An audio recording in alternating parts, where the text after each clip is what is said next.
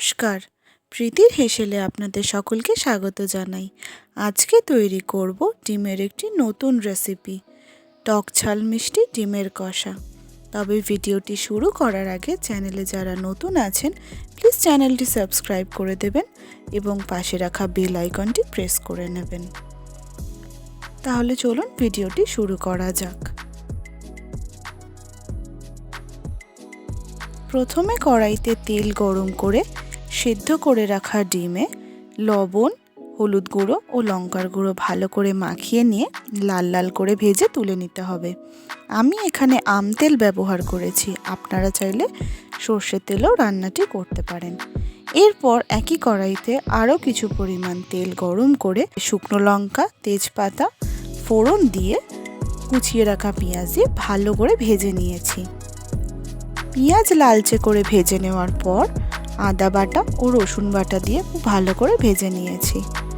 আদা রসুন থেকে কাঁচা গন্ধ চলে যাওয়ার পরে স্বাদ মতন লবণ, হলুদ গুঁড়ো, লঙ্কার গুঁড়ো এবং মশলার বাটি ধোয়া সামান্য জল দিয়ে খুব ভালো করে কষিয়ে নিয়েছি।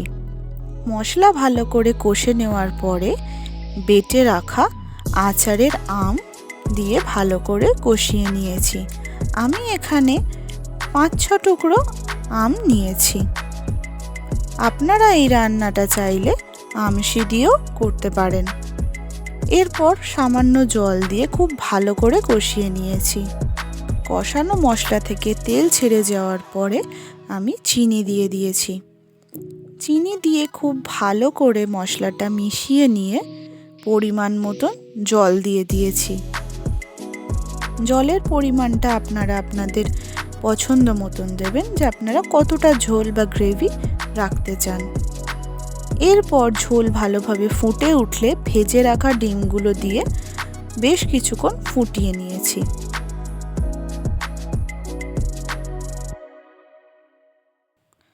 ঝোল ঘন হয়ে যাওয়ার পর গরম মশলা দিয়ে ভালো করে মিশিয়ে নিয়ে একটি পাত্রে ঢেলে নিয়েছি। ভাত, রুটি, পরোটা সব কিছুর সাথেই খুবই ভালো লাগে এই টক ঝাল মিষ্টি ডিমের কষা। রোজকারের সাধারণ ডিমের কষার তুলনায় এই ডিমের কষাটি যদি মাঝে মাঝে বাড়িতে তৈরি করেন তাহলে দেখবেন সকলেই খুব পছন্দ করছে।